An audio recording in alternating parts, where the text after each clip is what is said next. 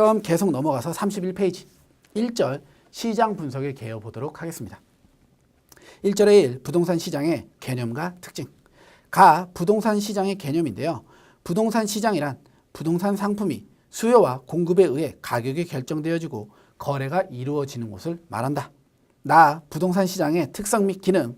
부동산 시장은 부동산의 고유한 특성인 고정성과 부증성이에요. 그러니까 부동산의 자연적 특성이죠. 중 하나인 부동성과 부증성을 의미하는데요. 여기에서 보시면 부동성 같은 경우에는요. 움직일 수 없는 걸 의미해요. 그러니까 부동성 같은 경우에는 그 대상 자체가 여기서 말하는 대상은 부동산이 되겠죠. 부동산이 고정되어 있다 이거예요. 쉽게 말해서 땅 이제 예를 들어 어떤 지역에 강남에 있는 강남역 땅이라고 생각해 볼게요. 이 땅을 떼갖고 강원도로 갖다 놓을 수가 없죠. 거꾸로 강원도에 있는 땅을 갖다가 강남역에 있는 땅에다 갖다 붙일 수가 없는 거예요. 그러니까 부동성, 고정되어져 있다라는 개념이고요. 여기서 이제 부증성은요. 똑같이 부동산의 대상이 되겠죠. 이제 주로 토지를 생각하시면 훨씬 이해가 편해요. 둘 다. 토지는요. 부증, 즉 양을 증가시킬 수 없다 이런 거예요.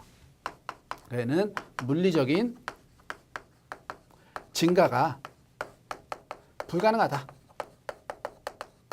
이런 이야기가 되겠죠.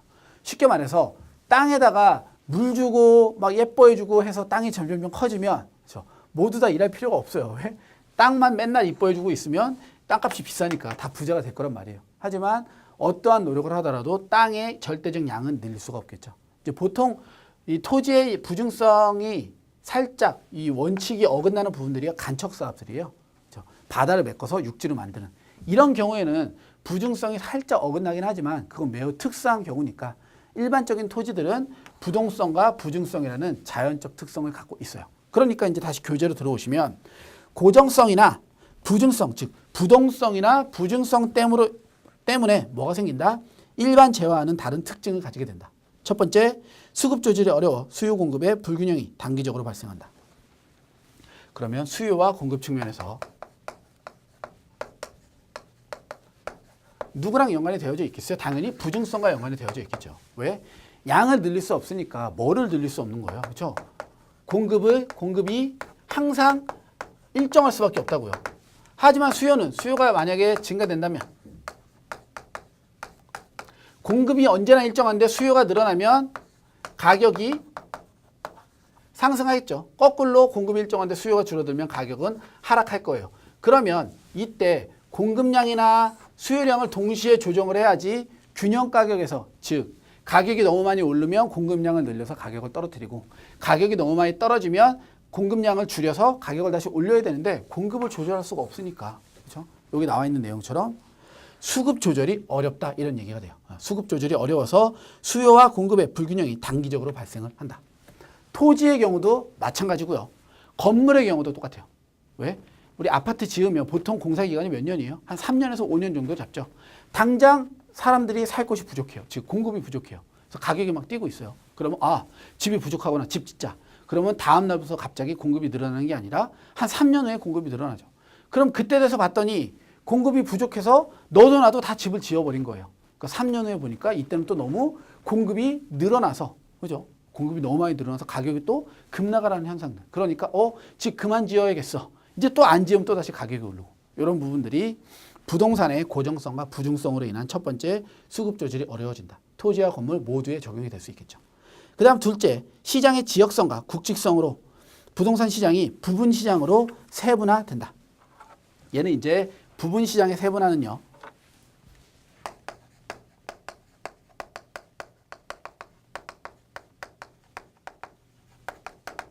뭐와 관련된? 부동성이죠. 위치가 고정되어져 있으니까 부동산이라는 걸 전체로 볼 수 없고요. 그 지역마다 가진 특색들이 다 다르고요. 예를 들어 이 강남 내에서도요. 강남 내에서도 서초와 반포 여기 좀 다르단 말이에요. 왜? 지역적인 특색들이 있다고요. 그러니까 이런 부분들이 부동성에서 다른 차이점들이 있다. 그 다음에 셋째, 부동산 시장은 사회성과 공공성이 강조되므로 많은 법적 제한이 있다. 얘는 또 어떤 얘기냐면요.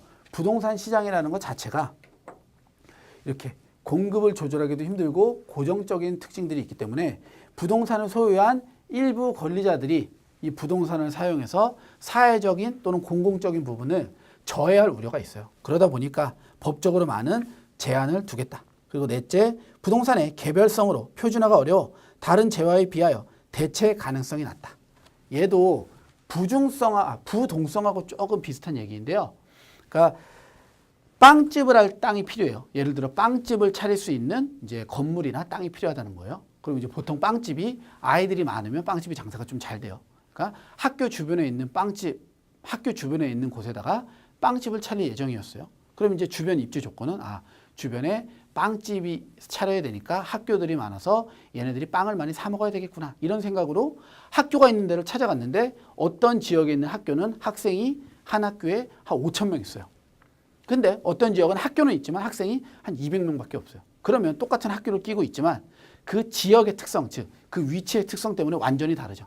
그러니까 학교의 옆을 끼고 있는 빵집은 예를 들어 이익을 차리는데 권리금 같은, 그렇죠? 영업권과 관련된 권리금이 1억이에요. 왜? 학생이 5천 명이나 있으니까. 그런데 B라는 지역 갔더니 여기도 학교가 옆에 있으니까 이 사람이 우리도 학교가 옆에 있으니까 한 1억은 받아야겠네. 왜?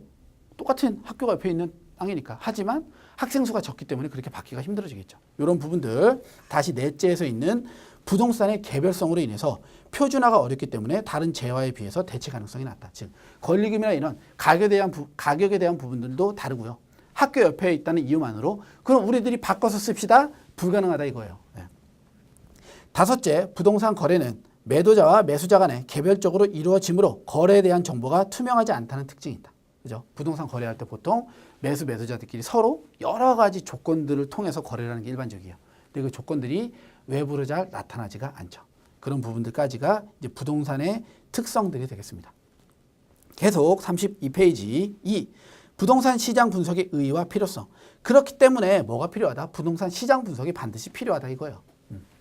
지역적으로 고정되어져 있고 양도 늘릴 수 없고 개별성이 있어서 서로 그 비대체성이 있으니까 교환도 힘들고 매수자 매도자 간에만 거래이기 때문에 외부적으로 정보도 공개되지 않으니까 시장 정보, 즉 시장 분석을 매우 꼼꼼하게 하고 나서부터 부동산 투자에 시작을 해야지 실패를 덜한다. 이런 얘기가 되겠죠. 그래서 두 번째 줄, 따라서 부동산 시장 분석은 한 줄 내려와서 현재와 장래의 부동산 수급에 미치는 영향 요인과 시장 환경을 분석하게 된다. 두 줄 내려오셔서 시장 분석과 함께 유사한 개념으로 사용되고 있는 시장성 분석은 특정 부동산이 시장에서 수요자들에게 선택을 받을 수 있는지를 판단하기 위해서 가격, 품질, 속성 등 측면에서 경쟁력을 분석하는 것이다. 따라서 시장성 분석은 시장 분석의 한 부분으로 볼 수 있으며 시장 분석의 마지막 단계에서 이루어지는 것이 일반적이다. 이렇게 시장 분석과 시장성 분석에 대한 용어까지도 같이 정리해 두시면 되겠습니다. 시장 분석의 필요성. 첫 번째 줄, 부동산 시장 분석은 부동산 활동을 하는 다양한 주체들에게 중요한 정보를 제공할 수 있다. 그래서 33페이지로 오시면 시장 분석하는 구성 요소들이 나와 있죠. 네.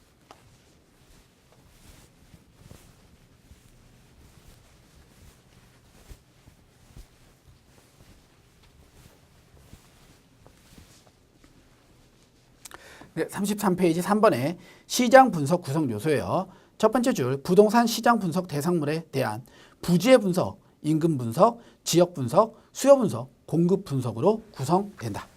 그러면 이제 다시 한번 정리할게요. 시장 분석은 첫 번째 부지 분석, 두 번째 임금 분석, 세 번째 지역 분석, 그 다음 수요와 공급의 분석, 그렇죠? 소요 분석과 수요 분석과 공급 분석, 이런 단계를 거친다. 그러면 시장 분석 요 5단계를 거쳐서 먼저 부지 분석부터 확인해 보도록 하겠습니다. 교재는 33페이지 부지 분석. 첫 번째 줄, 부지 분석은 해당 토지의 물리적, 환경적, 행정적 특성을 분석하고 그러한 특성이 대상 부동산에 미치게 될 영향력과 저해 요인을 분석하는 것이다. 그러니까는 부지 분석은 토지에 미치는 행정적 등등등 이런 요인을 분석해서 뭐를 보겠다? 저해 요인. 이니 뭐가 있는지를 확인하는 게 부지 분석의 기본적인 내용이 되겠다. 특히 부지 분석에서는 지역 내 대체 부동산에 대한 차별성을 분석하는 것이 필요하다. 특히 뭘 해야 된다? 대체 부동산 산과의 차별성 반드시 확인하자 이런 거죠. 그 다음 부지 분석에는 해당 부지의 규모, 형태, 경사도, 공공시설의 이용 가능성, 접근성, 용도, 지역, 지구재해 등에 대한 분석이 포함되어진다. 그러니까 이제 부지 분석에서는요, 토지와 관련된 이런 행정적인 요소들이나 물리적인, 환경적인 요소들 이런 특성을 분리해서 뭐 저해 요인이 뭔지 봐야 돼요. 그럼 대표적인 저해 요인이 대체 부동산, 즉 내가 투자해야 될 부동산 있죠. 그 부동산과 대체 관계에 있는 거예요. 얘가 없으면 여기에 들어가도 상관없어. 이런 게 되겠죠. 걔하고 내가 투자할 부지에 있는 부동산하고의 차별성이 뭐가 있는지. 즉 내가 투자하고자 하는 부동산이 대체 부동산 대비해서 우월한지 열등한지 이런 거 확인하는 게 뭐다? 부지 분석 단계이다 라고 보시면 되겠습니다. 인근 분석. 인근 분석은 대상 부지를 둘러싸고 있는 인접 지역들의 역학 관계를 정확하게 묘사하는 것이다. 그러니까 인근 분석은요, 주변 분석이라고 봐도 무방하겠죠. 이 대상 부동산, 즉 내가 구매할 부동산 주변에 어떤 일이 있는지를 분석하는 게 인근 분석에 대한 내용. 한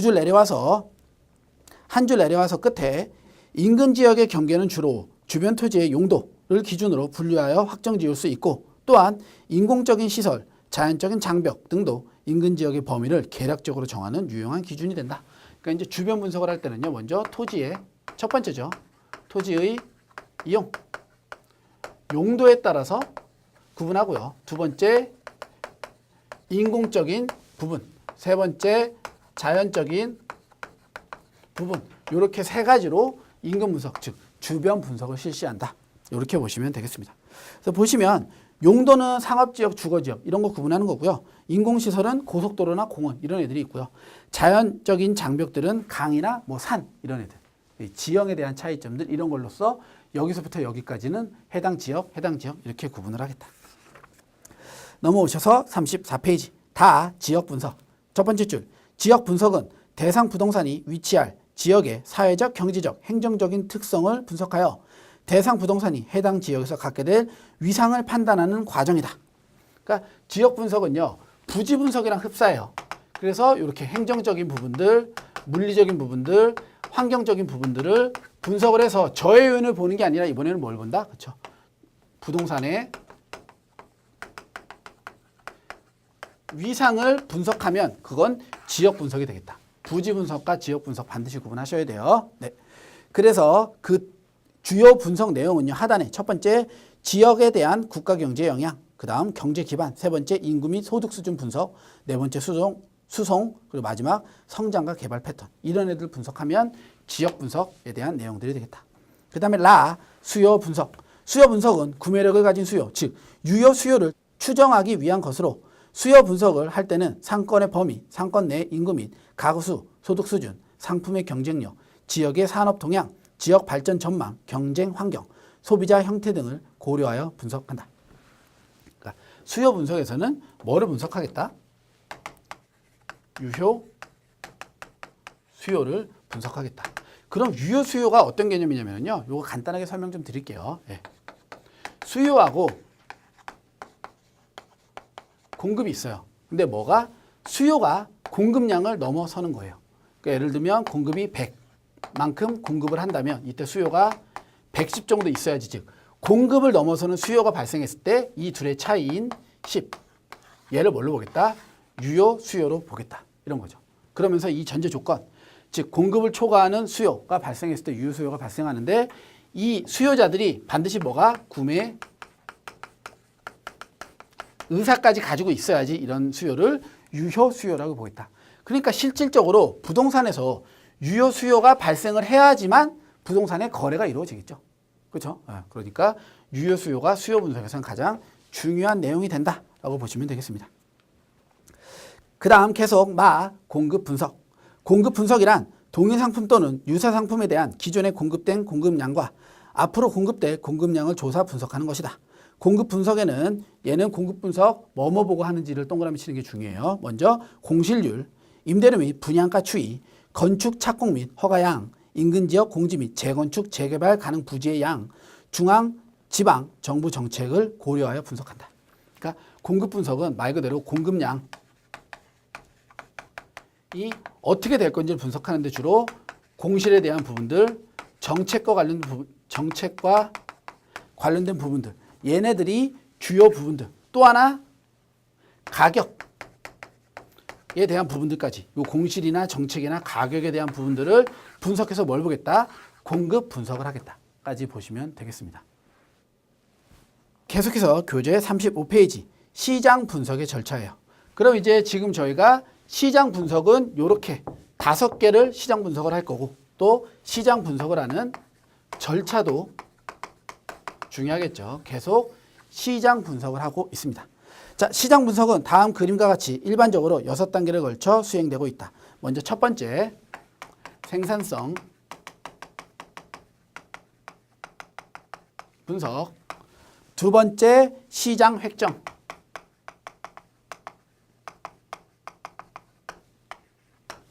세 번째, 수요 분석. 네 번째, 공급 분석. 다섯 번째, 균형 분석. 여섯 번째, 판매율 분석. 이렇게 6단계를 거쳐서 하위 순서대로 하는 게 시장 분석의 절차예요. 이 내용을 두고 한번 간단하게 보겠습니다. 일단 35페이지 생산성 분석인데요. 첫 번째 줄 끝에 부동산의 용도 및 생산적 능력을 파악하는 과정이다. 그러니까 생산성 분석에서는 뭐 보겠대요? 용도 및 생산적 능력을 보겠대요. 그러니까 생산성 분석에서는 용도를 결정하는 과정이다 라고 생각하시면 되겠죠. 어떤 용도를 쓸지, 즉 생산성이 어떤 게 가장 높은지를 분석하는 거니까. 그래서 뭐 추가적으로 내용을 조금 더 드리면요, 이 부동산의 용도를 결정할 때는요, 반드시 뭐를 최유효 원칙에 의해서 결정해야 돼요.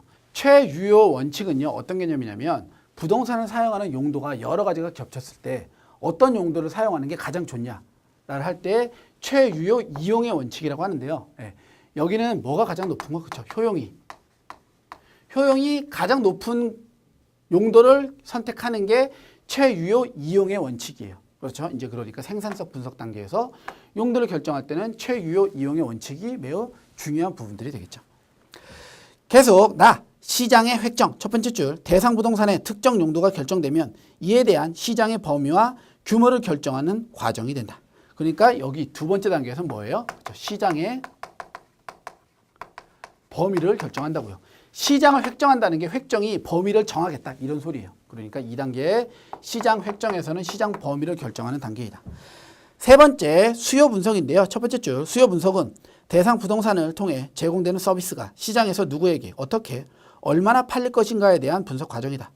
수요 분석을 위해서는 지역의 인구, 소득, 고용 형태 등의 자료 등이 필요하다.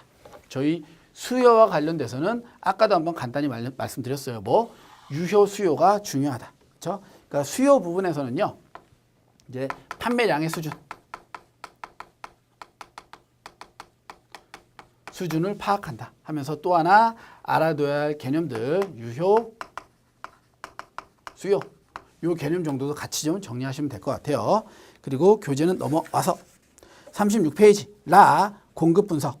공급 분석은 대상 부동산과 대체 경쟁 관계에 있는 부동산 상품의 생산 및 이용 가능성을 분석하는 과정이다. 그 줄 끝에 기존 부동산 및 건설 중이거나 향후 공급될 공급량을 조사하거나 추정하는 과정이 매우 중요하다. 그러니까 공급 분석에서는 뭐를요? 대체 경쟁 관계에 있는 부동산을 분석하는 과정이 되겠죠. 여기 공급량 중요하다고요. 이런 내용들 봐야 되니까. 그래서 이런 부분들 공급 분석에서 주로 하고요. 계속 교재는 36페이지 마 균형 분석. 시장에서 대상 부동산에 대한 수요와 공급의 상호작용 과정을 분석하는 단계로서 대상 부동산에 대한 한계 수요가 있는지의 여부, 시장이 균형에서 벗어날 시기에 대한 예측 등이 균형 분석에서 주요 내용이다. 그럼 이 균형 분석은요. 수요와 공급을 통해서 한계 수요가 발생할지에 대한 이야기인데 이 한계 수요에 대한 이야기가 뭐였어요? 그렇죠? 요 유효 수요에 대한 이야기랑 거의 흡사하다 이거예요. 그러니까 유효 수요가 실제로 발생하는지 발생하지 않는지를 보는 거다. 그러니까 수요와 공급을 통해서 한계 수요를 확인하는 단계이다. 그리고 마지막으로 판매율 분석. 첫 번째 줄, 주어진 시장 상태와 수요 및 공급 분석을 통해 경쟁 시장에서 대상 부동산이 차지하게 될 시장 점유율을 판단하는 과정이다. 여기에서 시장 점유율은 장기적 개념이며 시장 흡수율은 단기적 개념이다. 판매율에서는 뭐를 보겠다? 시장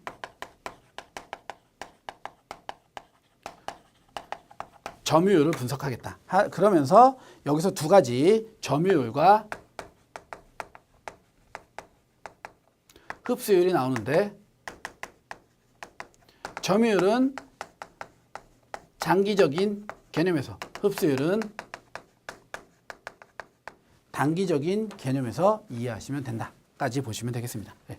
여기까지 보면은요. 지금 2장을 시작하면서는요. 시장 분석을 어떻게 하는지가 주로 이뤘어요. 시장 분석할 때 이 5가지 형태 이러한 특징들을 중심으로 분석을 하고 얘네들이 분석이 끝나면 1, 2, 3, 4, 5, 6단계로 그 지역에 대한 분석을 구체적으로 들어가는 거예요. 첫 번째로 생산성 분석에서 용도를 결정해요. 최유효 원칙, 최유효 이용의 원칙에 의해서 효용이 가장 높은 용도가 제일 좋은 용도이다. 그 다음 두 번째 시장 획정. 그쵸? 나의 시장권, 시장 범위가 어디까지 되는지를 결정 짓는 거. 그리고 수요 분석에서는 판매량 수준을 보는 거니까 유효 수요가 얼마나 발생할지를 보는 거예요. 그리고 4단계 공급 분석은 대체 경쟁 관계에 있는 부동산이 어느 정도 수준에 있는지 봐야 되고요. 균형 분석은 앞서 했던 수요 공급에 관련돼서 한계 수요가 존재하는지, 다시 말하면 유효 수요가 계속적으로 발생하고 있는지를 봐야 된다. 마지막 판매율 분석에서는 시장 점유율이 어느 정도 수준이냐. 그렇죠? 이때 점유율은 장기적인 개념에서, 흡수율은 단기적인 개념에서 나오는 내용들이다. 까지 보시면 2장의 1절에 대한 내용이 정리가 되겠습니다. 이번 시간 여기까지 해서 마무리를 하고요. 다음 시간에 계속해서 37페이지 2절 부동산 용도별 시장 분석에서 찾아뵙도록 하겠습니다. 수고 많으셨습니다.